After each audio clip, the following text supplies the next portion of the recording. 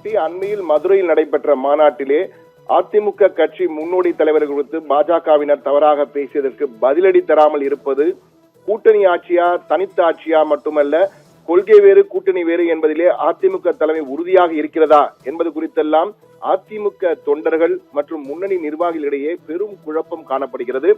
தெளிவில்லாத கூட்டணியாக அதிமுக கூட்டணி இருக்கிறதா என்ற குழப்பம் இருக்கும் சூழலில் இதுவரை அதிமுக பொதுச் செயலாளர் எடப்பாடி பழனிசாமி அமைதியாக இருப்பது ஏன், பதிலடி ஏன் கொடுக்கவில்லை, என்ன நடக்கிறது என்ற குழப்பம் அனைவருக்கும் இருக்கிறது. இவற்றுக்கெல்லாம் பதில் சொல்லும் வகையில் தமது மௌனத்தை கலைக்க இருக்கிறார் இபிஎஸ். அடுத்த மாதம் முதல் மக்கள் சந்திப்பு என்ற பெயரில் தொண்டர்களையும் முன்னணி நிர்வாகிகள் ஆகியோரை மக்களையும் சந்தித்து அனைத்திற்கும் பதில் சொல்ல இருக்கிறாராம் எடப்பாடி பழனிசாமி.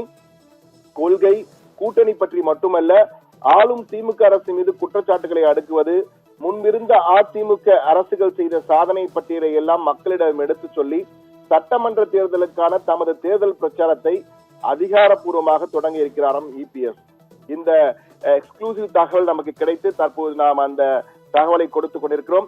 இதற்காக தமிழகத்தின் 38 மாவட்டங்கள், 234 சட்டப்பேரவை தொகுதிகள், 10,000 கிலோமீட்டர் பயணம் என தமிழகத்தின் மூளை முடுக்கு எல்லாம் யாத்திரை செல்கிறாராம். 3 கட்டங்களாக நடைபெறும் இந்த யாத்திரைக்கான திட்டப்பணிகள், எந்தெந்த பகுதிகளில் மக்களை சந்திப்பது, ஒவ்வொரு தொகுதிகளையும் தொண்டர்களை சந்தித்து உற்சாகப்படுத்தி தேர்தல் களத்தில் இறக்குவது என இபிஎஸ் செய்ய போகும் பணிகளுக்கான திட்டங்கள் அனைத்தும் தயாராக இருக்கிறதாம். 3 மாதங்களுக்குள் 3 கட்டங்களாக தமிழகம் முழுவதும் மக்களையும் தொண்டர்களையும் சந்தித்து விட்டு கூட்டணியை பலப்படுத்தும் பணிகளில் தீவிரமாக இறங்கப் போகிறாராம் எடப்பாடி. அதுவரை மக்கள் சந்திப்பு என்ற பெயரில் யாத்திரையில் மட்டுமே கவனம் செலுத்த போகிறாராம். யாத்திரைக்கான மக்கள் சந்திப்பு என்ற பெயர் ஒருவேளை மாறக்கூடும். ஆனால் இந்த பணிகளை ஒருங்கிணைப்பதற்காக ஒரு தனி அணியே களமிறங்கி வேலை செய்து கொண்டிருக்கிறதாம். எந்தெந்த தொகுதிகளில் யாரையெல்லாம் சந்திப்பது, யாரிடம் பேச வேண்டும், உள்ளூர் கட்சி முக்கிய நிர்வாகிகள் யார் யார், அவர்களும் எப்படி பேச வேண்டும், அந்தந்த தொகுதிகளில் உள்ள விஐபிக்கள், குறிப்பாக செல்வாக்கு மிகுந்த பெண்கள், ஒவ்வொரு தாலுகாவிலும் செல்வாக்கு மிகுந்த பெண்கள் என குறிப்பெடுத்து வைக்கப்பட்டுள்ளதாம். அவர்களை எல்லாம் சந்தித்து வாக்கு சேகரிப்பை தொடங்க இருக்கிறார் எடப்பாடி பழனிசாமி. அதே போன்று அதிமுக முன்னோடி தலைவர்கள் குறித்து பேசியவர்களுக்கு பதிலடியா, கூட்டணி ஆட்சியா தனித்த ஆட்சியா என்பது குறித்து தெளிவான விளக்கம், அதிமுக முன்னோடி தலைவர்களை குறித்து தவறாக பேசுவதற்கு பதிலடி கொடுப்பது, அதிமுக ஆட்சிக்கு வந்தால் என்னென்ன செய்வோம் என பல விடயங்களை யாத்திரையின் போது விளக்கமாக பேச உள்ளாராம் இபிஎஸ். மத்தியில் இணக்கமாக இருக்கும் போதுதான் தமிழகத்திற்கு தேவையானது மட்டுமல்ல, கூடுதலாகவும் நலத்திட்டங்கள் மற்றும் திட்டங்களுக்கான நிதியினை பெற முடியும் என இபிஎஸ் தரப்பு நம்புகிறதாம்.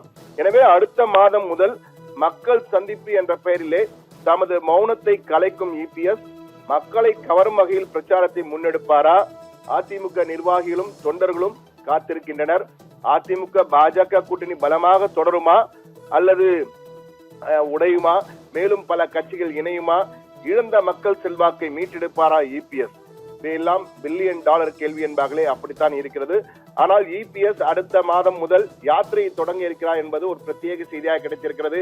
என்றால் விஜய் யாத்திரை செல்ல போகிறார், சீமான் செல்ல போகிறார், ஆளும் தரப்பிலே செல்ல போகிறார் என்றெல்லாம் தகவல் கசிந்த வண்ணம் இருக்கையிலே இபிஎஸ் தற்போது முந்திக்கொண்டு அடுத்த மாதம் முதல் மக்கள் சந்திப்பு என்ற பெயரிலே யாத்திரையை தொடங்க இருக்கிறார். அந்த யாத்திரையின் மூலமாக அதிகாரப்பூர்வமாக தமது தேர்தல் பணியை தொடங்குகிறார் இபிஎஸ் என்றுதான் கூற வேண்டும். கிப்டி.